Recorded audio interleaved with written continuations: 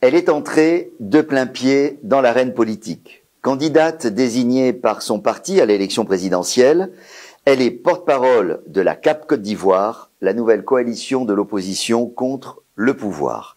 Quelle vision et quel projet compte-t-elle porter en octobre prochain devant les Ivoiriens? Quels sont les objectifs et les revendications de l'opposition réunie?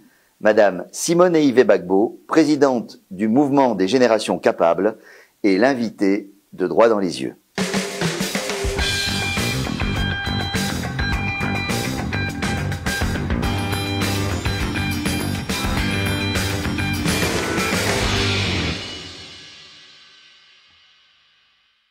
Madame Gbagbo, bonjour. Bonjour. Merci infiniment de nous recevoir à votre domicile.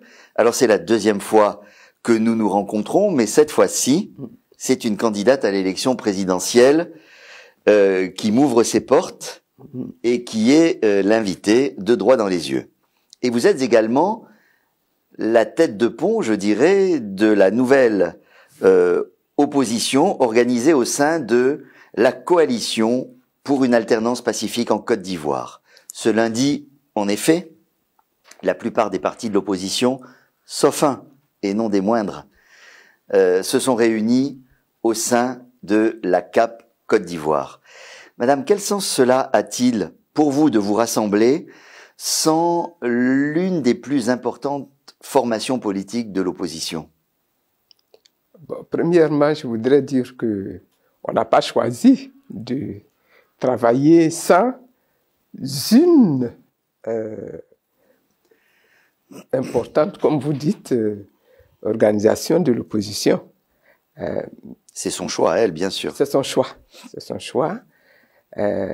Nous avons, en tout cas depuis ma sortie de prison, et depuis que nous avons organisé la fête des libertés à Bouaké, j'avais lancé ce vœu-là, que l'opposition puisse se regrouper, s'organiser, se mettre ensemble pour marcher dans l'organisation des élections qui arrivent là, en 2025, de façon vraiment unie, parce que ce dont nous avons besoin, c'est que le système électoral soit réformé. On va y venir sur le fond de vos demandes. Hein. Elles sont listées, elles sont claires. Mais à votre avis, restons une minute là-dessus. Pourquoi, à votre avis, Monsieur Gbagbo ne se joint-il pas à cette coalition? Est-ce que vous pensez qu'il l'affaiblit? Vraiment, je ne veux pas parler à la place du PPACI. Je ne veux pas. Vous le regrettez? Mon souhait, c'est que tous les partis qui sont dans l'opposition se mettent ensemble.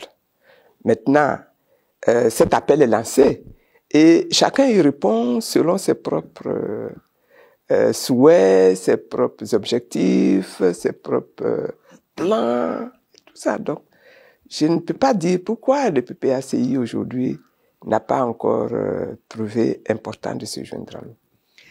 Alors, venons-en aux objectifs politiques de cette coalition. Quels sont-ils? On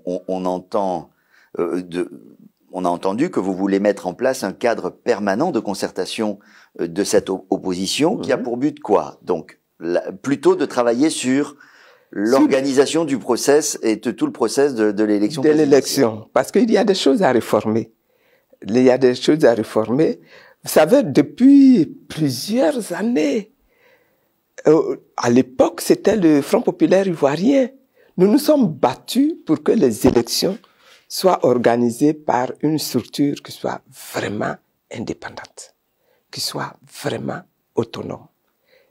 Et nous avons obtenu la mise en place du premier système de la première organisation en 2000. Nous avons fait les élections en 2000. Mais notre souhait, c'était que les élections, quand je dis autonomes, c'est-à-dire sans la mainmise de l'État, du gouvernement, et sans une mainmise des partis qui sont dans l'opposition, qui sont dans le pays. Les choses ont évolué et aujourd'hui, la structure que nous avons, elle est pratiquement réinféodé au ministère de l'Intérieur. Donc, les préfets... Mais pourquoi vous dites ça? Mais regardez un petit peu comment ça s'organise. Ce sont les préfets qui convoquent les gens, qui convoquent les partis dans les communes, dans les régions, dans les districts. Ce sont les préfets. Les préfets n'ont rien à voir dans les élections, selon nous, notre considération. Mais vous parlez des commissions locales, là. Je parle de commissions locales, mais même les commissions locales, elles ont donné lieu à des élections en interne. Je vous en prie, je vous en prie. Non? Je vous en prie. Pourquoi je vous en prie? Écoute, nous avons des commissions locales. Ces commissions locales-là, vous dites qu'elles ont donné lieu à des élections. Regardez un petit peu les résultats de ces élections-là. Quand je dis que ces structures sont inféodées par le parti au pouvoir, par le gouvernement, j'ai dit quelque chose qui est très clair et qui est très concret. Lors de votre conférence de presse qui a présenté la CAP Côte d'Ivoire, bon, vous n'y êtes pas allé avec le dos de la cuillère, si je puis me permettre. Ah bon. Vous avez évoqué des manquements à la loi, des passages en force, la surdité de la CEI, et vous parlez de collusion à peine voilée avec le parti au pouvoir. Entre la CEI et le parti au pouvoir. Oui. Vous n'y allez quand même pas un peu fort, tout de même, pour jeter le discrédit sur une institution dans laquelle, quand même, l'opposition est partie prenante? Ben, justement, un des problèmes que nous posons dans la coalition, c'est que la CEI est une structure qui doit être autonome. Regardez cette structure-là, comment est-ce qu'elle est constituée. Vous avez 4 représentants du parti au pouvoir. Le parti au pouvoir, c'est un parti. C'est pas 4 partis. Pourquoi il se retrouve avec 4 représentants? Parce qu'il est le parti au pouvoir. Pourquoi? Ça vous gêne? Ah, ben, c'est pas que ça me gêne, c'est que ça crée tout de suite des déséquilibres. Pourquoi un parti, sous prétexte qu'il est au pouvoir, il va être représenté par 4 personnes?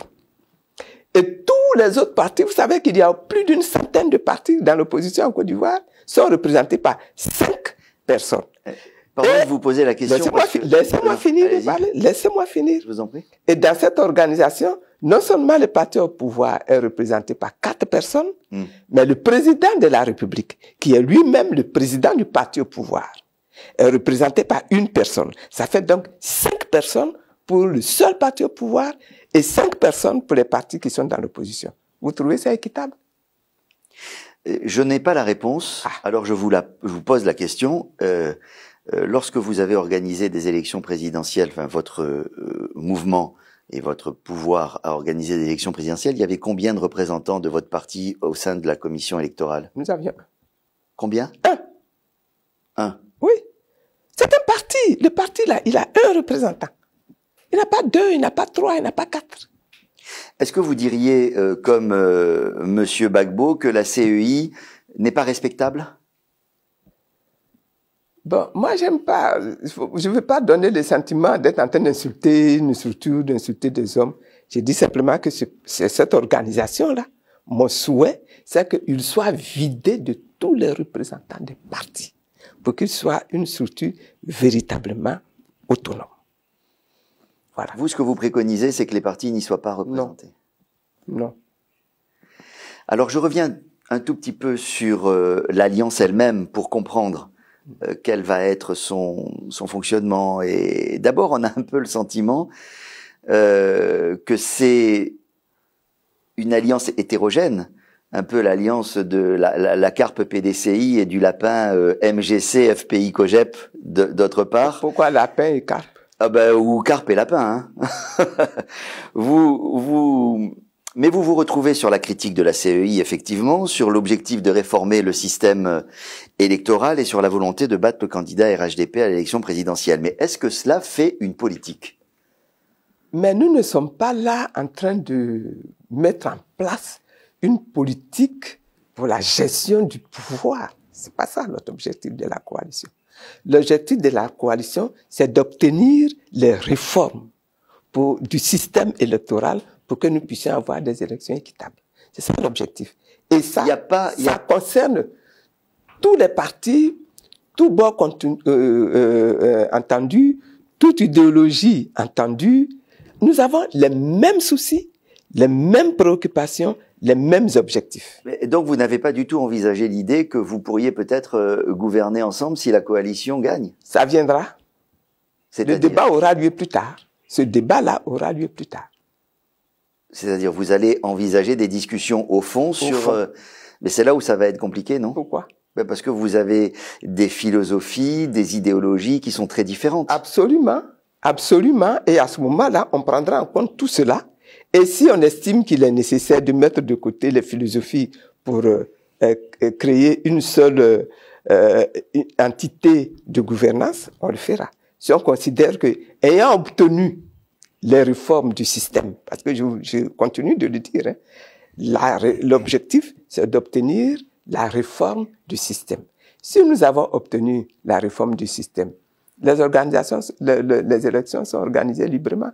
Chacun va tenter sa chance, présenter son programme, mais alors, convaincre ses populations. Comment est-ce que cette alliance va fonctionner si vous perdurez, puisqu'elle ne compte pas moins de 3 candidats déclarés au sein même de cette alliance à l'élection présidentielle, dont 2 sont déjà investis par leurs partis respectifs, et puis il y en a un autre en plus qui espère pouvoir se présenter. Comment ça va marcher, ça?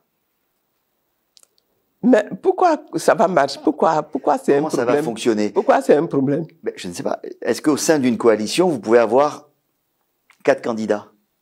Mais nous n'en sommes pas encore à la question des candidats. J'arrive pas à vous faire comprendre ça. Nous n'en sommes pas encore. Est-ce que je peux vous demander quel est votre souhait en la matière? Non, ne me demandez pas mon souhait en la matière. En tout cas, je peux vous demander, mais vous ne me répondez pas. Mon souhait aujourd'hui, c'est que nous obtenions le dialogue politique et que nous nous asseyions avec le gouvernement pour traiter toutes les questions qui concernent l'organisation des élections. C'est un peu facile de dire cette dispersion, elle existe, vous la voyez comme moi, vous savez très bien que ça affaiblit l'opposition, mais vous voulez absolument pas en parler. Mais pourquoi vous parlez d'affaiblissement de l'opposition? Pourquoi est-ce que l'opposition est affaiblie lorsque l'intérêt même de l'opposition aujourd'hui, c'est d'obtenir la révision de la liste électorale. Vous savez que l'élection présidentielle, madame, c'est un scrutin à 2 tours. Il faut passer le premier tour. C'est pour ça que ça affaiblit la dispersion. Non. Vous savez, supposons qu'aujourd'hui, l'opposition décide que, bon, mais désormais, on s'en va aux élections avec un seul candidat. Nous allons aux élections avec un seul candidat, avec la situation du système électoral tel qu'il est. Mais nous sommes battus, même si nous n'avons qu'un candidat. Ça, c'est clair. Pourquoi vous dites ça? Mais je dis ça parce que le système actuel, tel qu'il est organisé, la liste électorale aujourd'hui, telle qu'elle est bâtie, elle ne peut pas permettre à un candidat qui n'est pas au pouvoir de gagner les élections. Donc, on a vu au municipal. Nous avons vu au municipal. Oui. Moi, au municipal, nous n'avions pas tellement de candidats, notre parti est tout neuf, etc. Mais même des partis comme le PDCI. Vous voyez un petit peu comment les partis ont été laminés au municipal? Parce que le système actuel, là, il n'est pas bon, il n'est pas équitable, et il faut qu'elle soit réformée. Donc pour l'instant, vos objectifs sont non idéologiques. C'est l'expression que vous avez employée vous-même lors de la conférence de presse. Et ça tourne autour de l'organisation du scrutin. Donc, est-ce qu'on peut rappeler ce que vous demandez? Vous voulez revoir le découpage électoral en 2 mots? Revoir le découpage. Oui, en 2 mots. Ça signifie quoi? Bon, le découpage électoral, c'est quoi? C'est que nous avons un pays avec un peuple, avec une population dispersée sur toute l'étendue du territoire. Et nous allons élire des députés. Après le président de la République, nous allons élire des députés. Les députés, là, sont issus des circonscriptions électorales. Et lorsque nous avons des circonscriptions électorales, il faut que ce soit équitable. Il faut que le député qui arrive de, je dis n'importe quelle ville, le député qui arrive de Bondoukou, n'est-ce pas, ait le même poids au niveau des voix que le député qui arrive de Korogo. Qu'il ait le même poids que le député qui arrive en termes de nombre d'électeurs. En termes de nombre d'électeurs. Que le député qui sort d'Aboisseau, etc. D'accord. Et c'est pas le cas aujourd'hui. Et ça Vous fait savez quoi? très bien que le Nord est une région qui est beaucoup moins peuplée que le Sud, mais comptez le nombre de députés qu'il y a là-bas. Du coup, l'organisation de la maîtrise de l'Assemblée nationale et du Sénat est comme on dit, est gagné sur tapis vert par le parti qui est au pouvoir, qui fait ses découpages, qui dit que dans telle région, on va envoyer un nombre X de députés, dans telle autre région, on fait un nombre Z de députés, sans équité.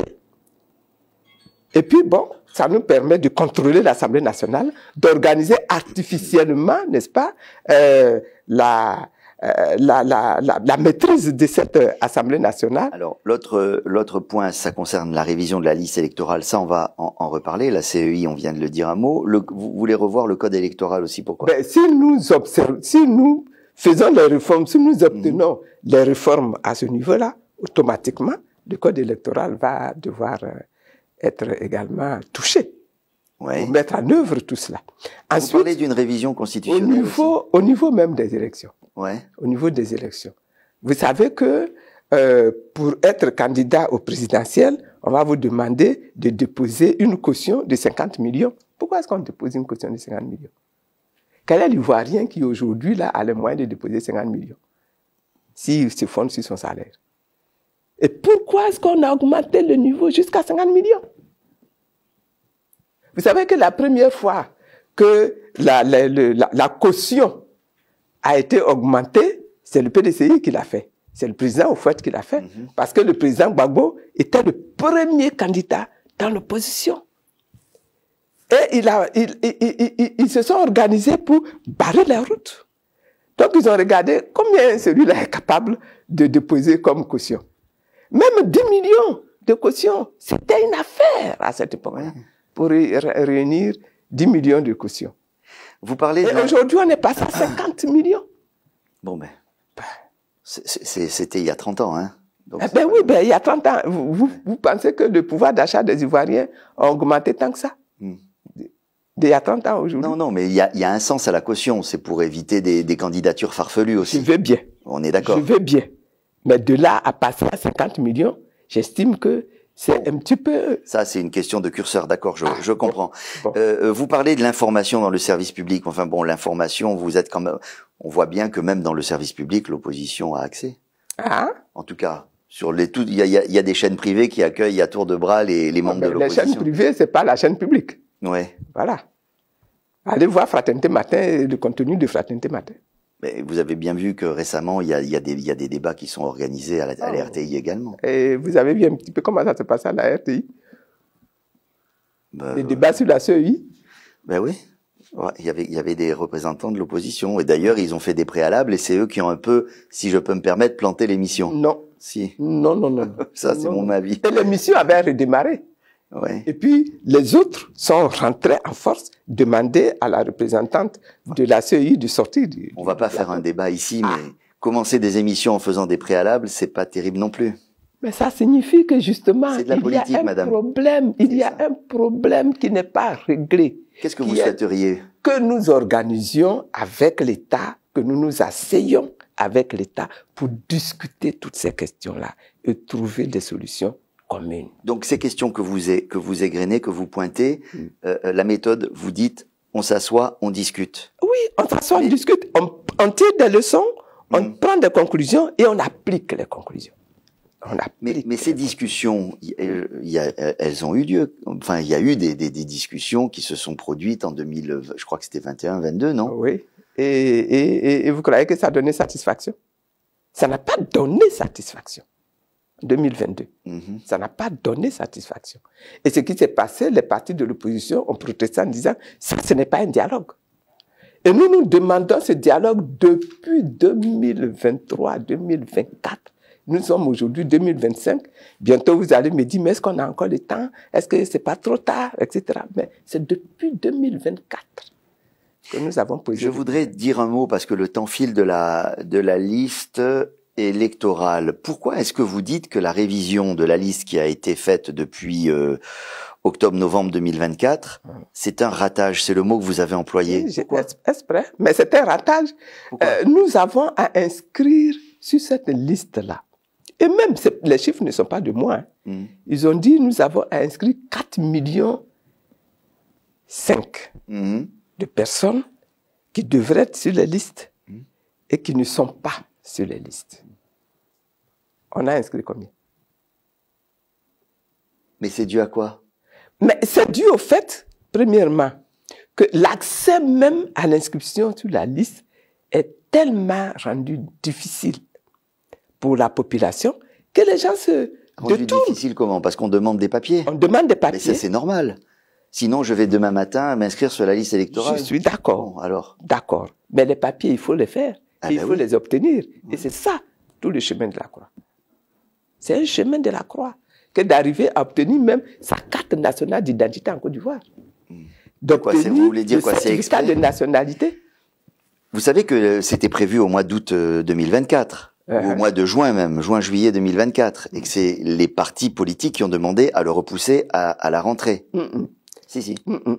Moi, je sais qu'au moment où ils ont annoncé, nous leur avons annoncé que le délai qu'ils donnaient là était trop court. Les délais étaient prévus, la révision était prévue en juin-juillet 2024. Ce sont les partis politiques qui ont demandé de le repousser parce que c'était la saison des pluies, soi-disant. Ensuite, ça a été repoussé en septembre. Je n'étais pas dans ces partis. Les partis politiques ont demandé également de le repousser parce que c'était la rentrée des classes. Alors, ça compliquait la vie des gens. Donc, les dates ont été prévues en octobre, novembre. Mais ça, ces dates-là, elles ont été vues avec tous les membres de la commission. Non, j'ai dit non. Ça n'a pas été imposé. Parce que je me souviens que nous avons fait des déclarations sur déclarations pour dire que les dates là, elles n'étaient pas bonnes et que en plus le délai n'était pas bon. Je me souviens, nous l'avons. Il y a eu une prolongation. Une prolongation de 2 semaines ou 3 semaines. Ouais. Il faudrait combien? Mais la liste électorale là, elle s'établit sur l'année. Pourquoi est-ce qu'ils mettent 3 semaines? Pourquoi est-ce qu'ils s'en tiennent à 3 semaines? Donc, madame, vous contestez l'idée, vous contestez ce que dit la CEI, que les partis d'opposition étaient parfaitement informés du calendrier établi? Ça, je ne peux pas le croire. Je ne peux pas le croire qu'ils n'étaient pas informés puisque le calendrier sort de la CEI et que les partis sont dans la CEI. Il y a combien de partis qui sont dans la CEI d'abord? Bah, c'est la première chose. D'accord, Il y a deuxième chose, ouais. L'information des partis, même pour l'établissement de la cartographie. Allez vérifier. Même pour l'établissement de la cartographie, à l'époque, là, en 2024, est-ce que les partis ont été informés? Les partis n'ont pas été informés. C'est les préfets qui, dans les localités, ont convoqué les représentants des partis. Moi, je n'appelle pas ça informer les gens. Je vous pose la question. Oui. Tout ça a été mis dans un décret. Le délai, les étapes, tout ça. Ouais. Un décret. Il faut encore que le décret du 5, soit bien. Un décret du 5 septembre 2024. Pourquoi personne n'a contesté ce décret devant le Conseil d'État si ça convient pas, si le fond ne convient pas, s'il est si illégal que ça? Je ne sais pas. Pourquoi est-ce que les lettres... Il y a des règles aussi, il y a des procédures. Pourquoi est-ce que les lettres que nous avons écrites au chef de l'État sont restées sans suite? Pourquoi? Pourquoi? Ah, ça, moi, je peux pas vous répondre. Bon, ben voilà. mais moi, je vous demande pourquoi vous, qui êtes un parti politique établi, vous pouvez engager des procédures judiciaires devant la juridiction administrative contre une décision qui émane de l'État. C'est très possible. Je ne l'ai pas fait. J'ai préféré travailler avec les autres partis politiques pour qu'on se mette d'accord, pour ne pas aller parler n'importe comment, n'est-ce pas, devant l'État. Parce que c'est l'État. On se met d'accord devant l'État, mais... On se met d'accord devant l'État. D'accord. Et alors... Quand nous étions au FPI, là, ils ont demandé des rencontres, et les rencontres, ils les ont obtenues. Pourquoi eux, ils ne peuvent pas organiser ces rencontres? Mais quand la CEI vous dit que... alors, vous demandez qu'il y ait une nouvelle révision en 2025, c'est d'ailleurs dans la loi, ça c'est pas contestable, mais quand elle vous dit que techniquement c'est compliqué, voire impossible, parce que la liste définitive va sortir en juin. Voilà la question, la réponse phare, la grosse réponse. Il n'y a plus le temps. Eh bien. Il n'y a plus le temps. Mais c'est vrai ou c'est pas vrai? Mais c'est pas vrai. Pourquoi? Parce que le temps là, quand on a posé le problème, on n'était pas encore en 2025. S'ils avaient vraiment voulu faire le travail, il aurait démarré à ce moment-là. Le processus, on n'était pas en 2025. Oui. Le processus, il est inscrit dans le décret de septembre 2024. Toutes les étapes sont claires. Donc on sait très bien que ça va aboutir en juin ou en juillet même, puisque le décret dit 3 mois avant l'élection présidentielle.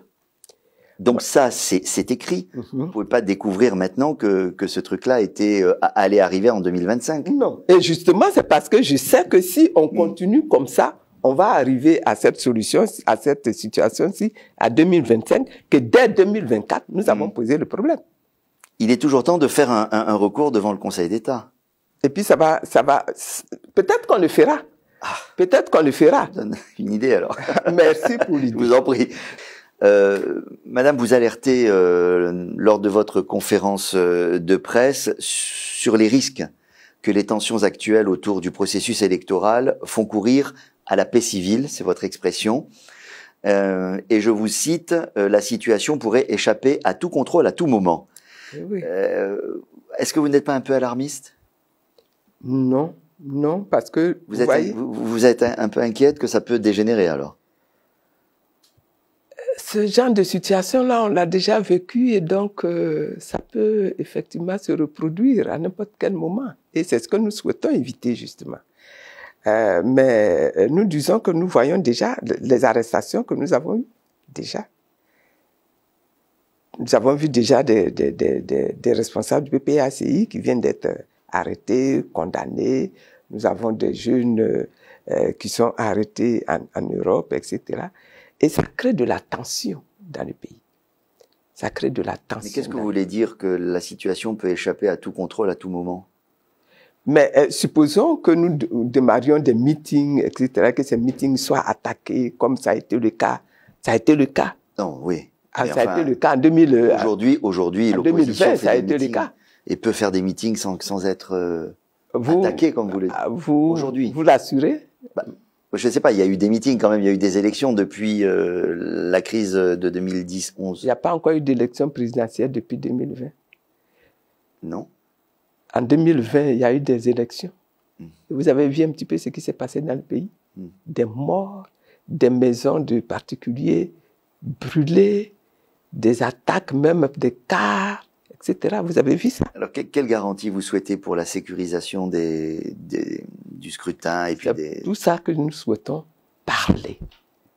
Vous avez vu, vous étiez en train de numérer nos différents points. Et dans le point, il y avait la question de la sécurisation également. Oui, oui. En 2023, il y a eu les élections municipales. Mais pendant les élections municipales, là, dans le bureau du vote, il y a même des candidats ou des représentants de candidats de l'opposition qui se sont fait tabasser, même par des représentants de la CEI. Est-ce que néanmoins vous-même, vous n'êtes pas en train de prendre un risque en exacerbant un peu les choses, par exemple, concernant l'institution, en discréditant l'arbitre de l'élection? Ça pose aussi un problème. Si vous discréditez par avance l'arbitre de l'élection, bon. Mais l'arbitre de l'élection, là, c'est pas moi qui le discrédite. Comptez, allez faire votre petite enquête et puis revenez me dire combien d'Ivoiriens font confiance à cette CEI qu'elle existe. Oui, peut-être qu'on a... Et c'est la raison pour laquelle nous disons, asseyons-nous et parlons. Asseyons-nous et discutons. Nous avons des propositions, asseyons-nous et traitons ces propositions. Si vous ne traitez pas les propositions, si vous ne discutez pas avec ceux qui vont être acteurs, candidats, etc., comment est-ce que vous voulez organiser, n'est-ce pas, l'atmosphère apaisée dont on a besoin? Quand nous disons que nous avons besoin d'une atmosphère apaisée, c'est parce que nous avons vécu des situations où les choses étaient très tendues et même des choses très violentes. Alors, manifestement, pour l'instant, la réponse à ces doléances-là, c'est plutôt non pour le dialogue politique ou pour tel que vous le demandez, en tout cas. Et puis, non pour la révision de la liste avant le scrutin présidentiel pour des raisons de délai. Alors, qu'allez-vous faire?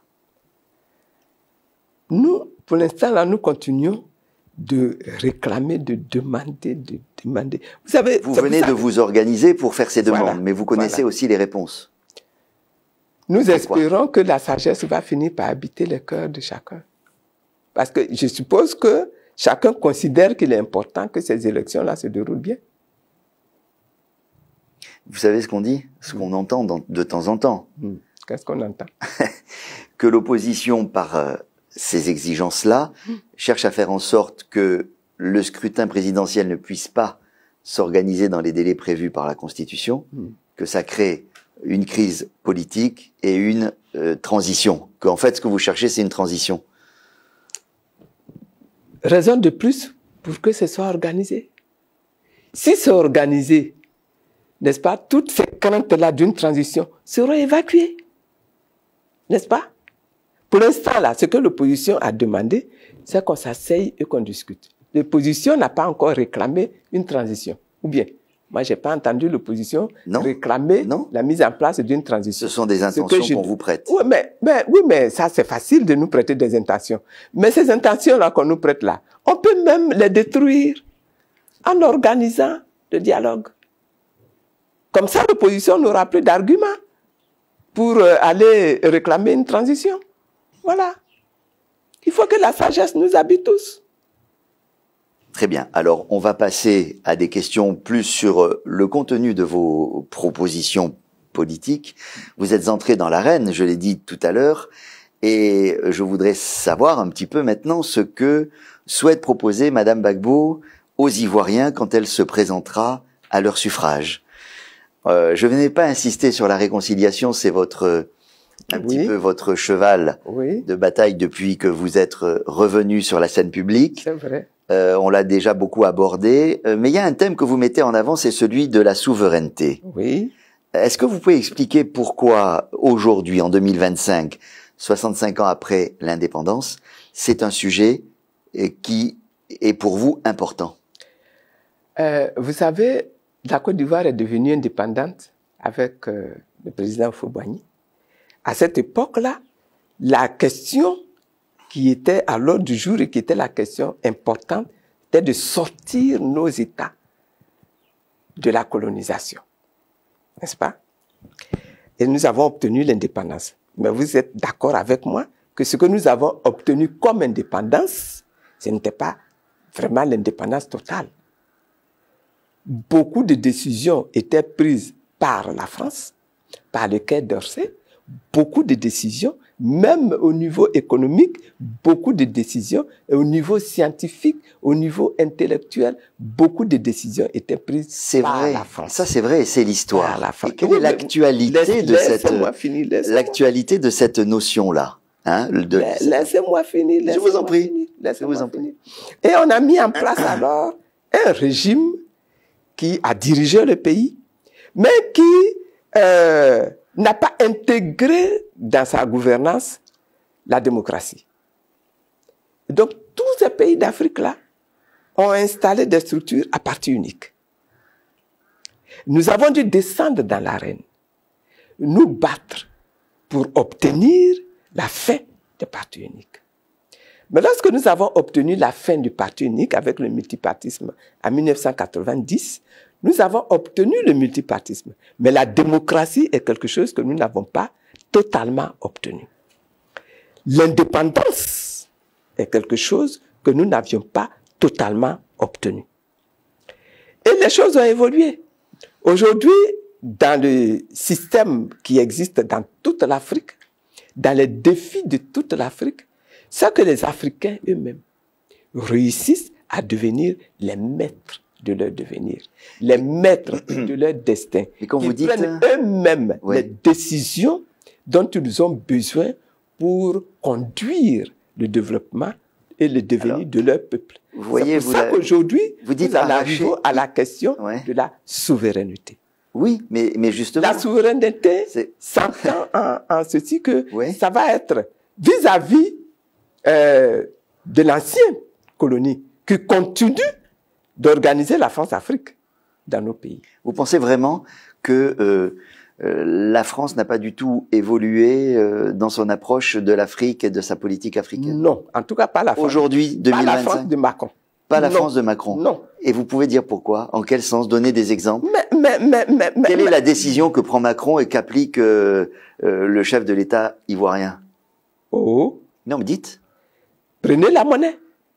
Prenez sur la question de la monnaie. Prenez la question de la monnaie. Prenez la question même de la sécurité de l'Afrique.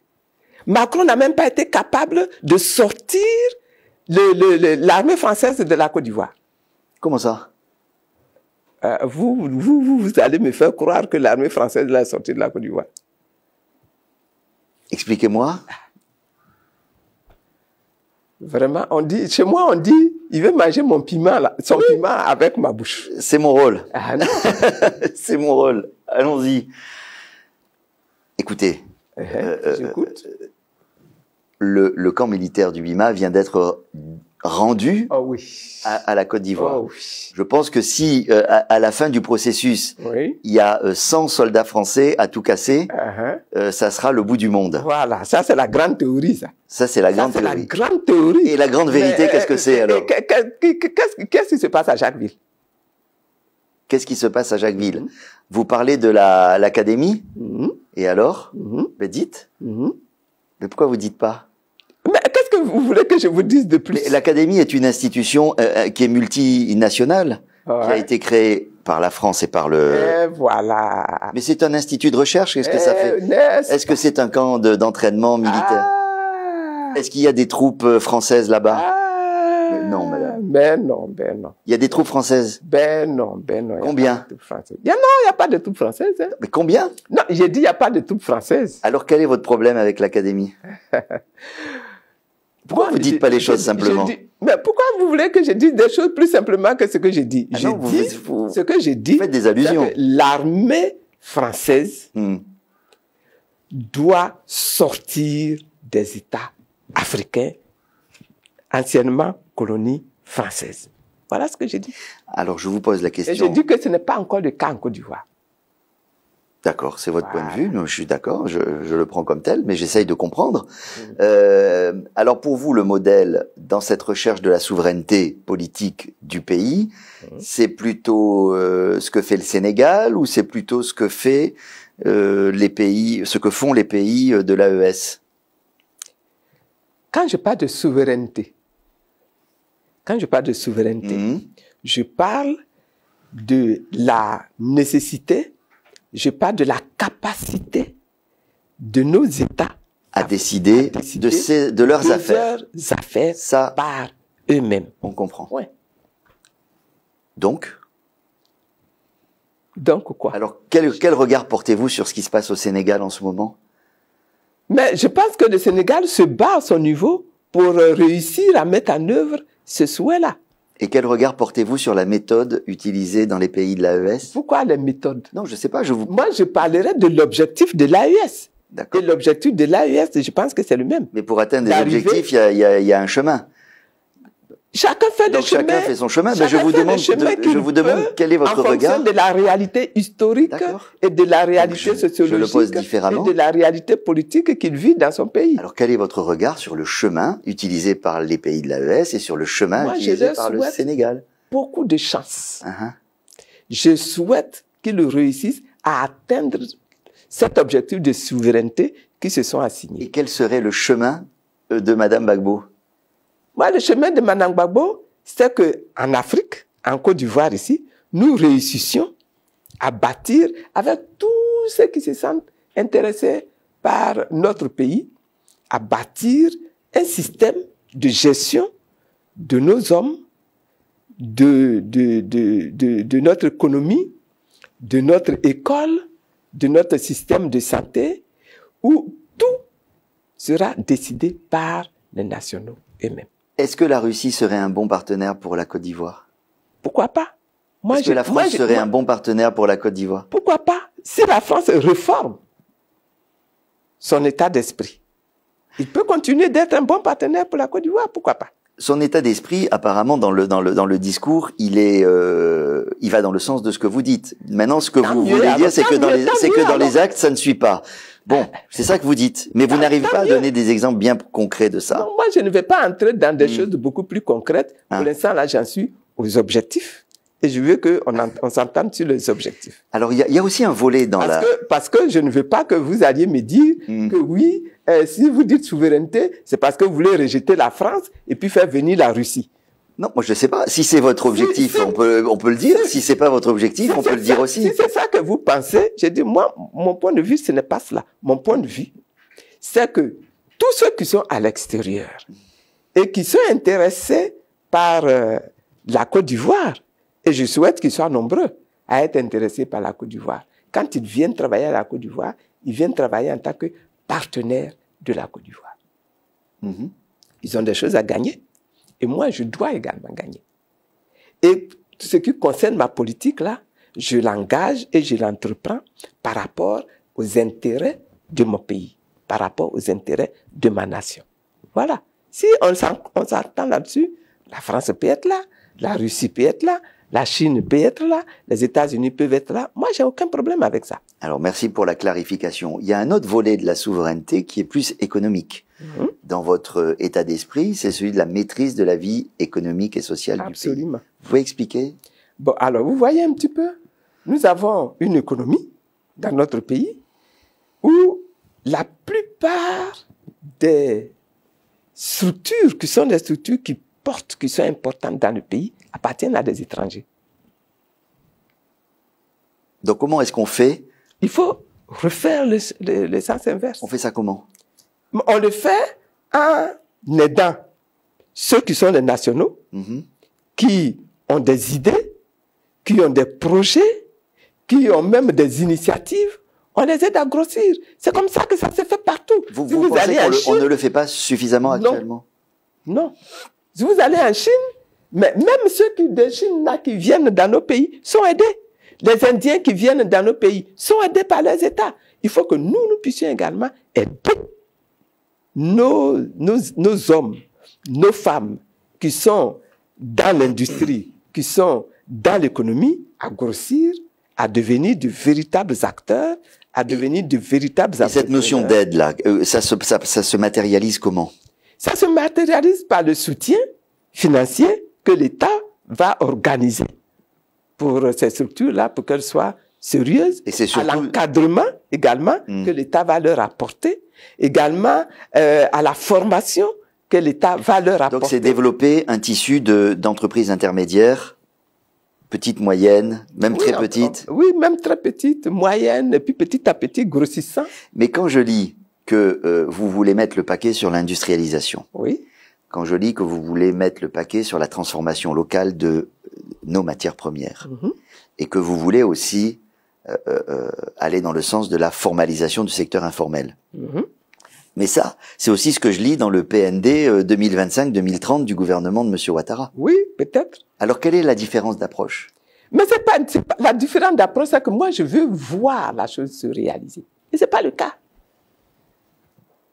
Citez-moi quelles sont les entreprises organisées par le régime RHDP là, qui a réussi à vraiment aider à faire grossir ces petits-là. Parce que c'est pas seulement le projet, hein. Il faut aussi voir concrètement la réalisation. Il y en a plein des entreprises ivoiriennes qui se sont développées quand même. PFO. Ah. C'est pas bon. Bravo. C'est pas un bon exemple. Bravo. Bon, je sais pas.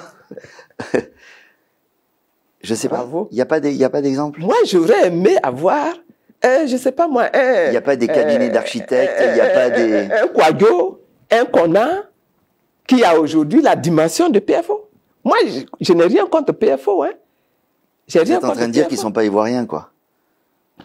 J'ai dit. Non, mais c'est ce que j'entends. Quand je parle de souveraineté au niveau économique, j'ai dit, je veux que les nationaux, les Ivoiriens, aient la maîtrise de leur économie. C'est ça que j'ai dit. Et je le dis, je veux que les nationaux, je veux que les Ivoiriens aient comment je dirais ça, que ce soit eux-mêmes qui soient les détenteurs, n'est-ce pas, de tout le système économique. Ouais. On peut organiser des partenariats, mais si l'industrie ivoirienne est contrôlée par des étrangers, Prenez n'importe quoi, prenez n'importe quelle structure. Je comprends, je comprends la démarche. La NACAD, aujourd'hui. Mais de là à dire qu'il n'y a pas d'entreprise ivoirienne, pas de petites et moyennes entreprises, même pas d'entreprises importantes purement ivoiriennes, c'est un peu aller loin. Non, je n'ai pas dit ça. Bah, si, un peu. Non, je n'ai pas dit ça. Mais j'ai dit que dans le sens, n'est-ce pas, de l'action, mon souhait, c'est que les choses se renversent. Je comprends. Et que ce qui était contrôlé par l'Occident, par les étrangers, n'est-ce pas, que ça devienne, ça passe sous le contrôle des Ivoiriens, des nationaux. Voilà ce que je demande. Vous voulez aussi travailler sur les hommes, sur les mentalités, sur les valeurs. Oui. Vous pouvez en dire un mot? Vous savez, nous sommes... c'est pas seulement la Côte d'Ivoire, hein, c'est pas seulement les Ivoiriens. Mais les mentalités des Ivoiriens, les mentalités des Africains doivent également évoluer. Parce que nous avons vécu sous un système colonial pendant des années et aujourd'hui, beaucoup d'Africains et donc également beaucoup d'Ivoiriens sont encore sous la prise du complexe du colonisé. Ce qui vient de chez les Blancs, là, c'est ça qui est bon. Ce qui vient de chez les Blancs, c'est ce qui est bon. Regardez un petit peu aujourd'hui. Un exemple banal. On va demander à une dame qui est votre assistante, etc., de produire un panier pour faire un cadeau. Qu'est-ce qu'il va aller chercher? Il va prendre des bouteilles de Coca-Cola. Il va prendre des fruits qui viennent de l'Europe, les pommes, les raisins, les kiwis, etc. On dit du chocolat, il va aller chercher des chocolats étrangers, français, belges, suisses, etc. Et puis quand le panier va être fait, il va être très fier de venir donner ce panier-là.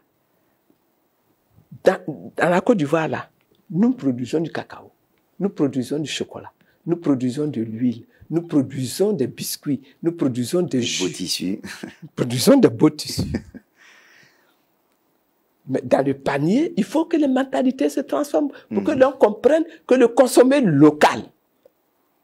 Donc c'est plus dans ce sens-là. Et au niveau des valeurs, qu'est-ce que vous voulez Au niveau des valeurs, c'est la même chose. Regardez un petit peu notre société, ce qu'elle est devenue. Il y a un petit côté ivoirien nouveau dans votre... Il y a un petit côté ivoirien nouveau là aussi. Mais je vous donne un exemple. Hein. Récemment, là, chez moi, la semaine dernière, on a découvert que des gens sont allés et ont cassé les tombes. Ouais. Ils ont cassé plus de 45 tombes pour prendre les ossements dans les tombes. Pour aller faire quoi? Des sacrifices, des fétiches. Il faut qu'on sorte de cette mentalité. Il faut qu'on sorte de cette mentalité. Il faut que, du point de vue de notre idéologie, là, nous sortions de cette mentalité-là. Et puis, il faut que nous apprenions à travailler. Regardez un petit peu la jeunesse qu'on nous a donnée aujourd'hui. Donc la notion du travail. La notion du travail. Du respect. Du respect.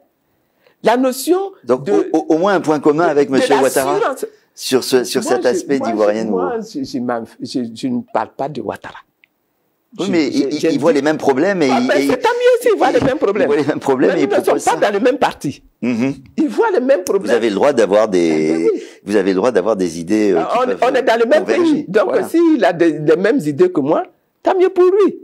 S'il a les mêmes idées que moi, tant mieux pour lui. Moi, j'ai dit, s'il n'a pas les mêmes idées que moi, je continue mon combat. Il y a une question qui c'est vrai pour un occidental et interpelle souvent, c'est une constante chez vous que nous devons vivre, même dans la sphère publique, avec la crainte de Dieu. La croyance, la spiritualité, la religion ont une place prépondérante pour vous dans votre vision de l'action publique. Quelle est votre définition de la laïcité en Côte d'Ivoire, pour vous? Pour moi, l'être humain est constitué d'un élément qui est matériel, physique, et puis d'un élément qui est immatériel, n'est-ce pas, spirituel. C'est ça, c'est les deux choses ensemble qui font l'être humain. Si vous négligez une partie, n'est-ce pas, vous déséquilibrez. Mais ça, c'est en tant que personne, c'est à titre personnel et même privé. Oui. Mais pourquoi est-ce que ça doit venir dans la sphère publique? Mais parce que tout ce qui est privé, là, a un effet, un impact sur le public. Si vous décidez que dans votre système, les gens ne doivent pas aller à l'école, vous allez avoir un impact sur le public, sur la vie publique de toute la société. Si vous décidez qu'au contraire, les gens doivent avoir la crainte de Dieu, avoir la crainte de la vie, avoir la crainte de l'homme, ça va avoir un impact sur la vie publique. Oui. Dans le type de décisions qui seront prises. Dans le type de décisions, oui, qui seront prises. Les deux choses sont ensemble. Si les gens que vous formez, que vous éduquez, vous ne leur donnez pas le sens de la droiture, le sens de la justice, mais vous allez avoir une société où les gens ne sont pas justes, où les gens ne sont pas droits, où les gens sont voleurs facilement, où les gens sont menteurs facilement, et c'est pas un problème pour eux. Si dans la société que vous constituez, vous ne donnez pas aux jeunes que vous formez l'idée, l'esprit du respect, n'est-ce pas, de l'autre qui est en face, mais vous allez avoir demain un musulman qui va vouloir s'imposer aux autres, vous allez avoir un chrétien qui va vouloir s'imposer aux autres, alors que chacun a le droit, doit avoir le droit de vivre sa spiritualité. Et c'est la spiritualité qui enrichit l'être physique, l'être matériel. Vous avez dans nos pays des hommes et des femmes qui n'ont aucune spiritualité, aucun développement interne, ben vous allez créer des monstres. Merci madame. Merci infiniment d'avoir accordé cet entretien à cette info. La campagne, au sens large, ne vient que de commencer, donc nous aurons forcément l'occasion de reparler des programmes, des objectifs, des visions pour le pays, et en espérant que les choses se passent le mieux possible. Merci madame. Merci. Merci de votre attention. À la prochaine fois.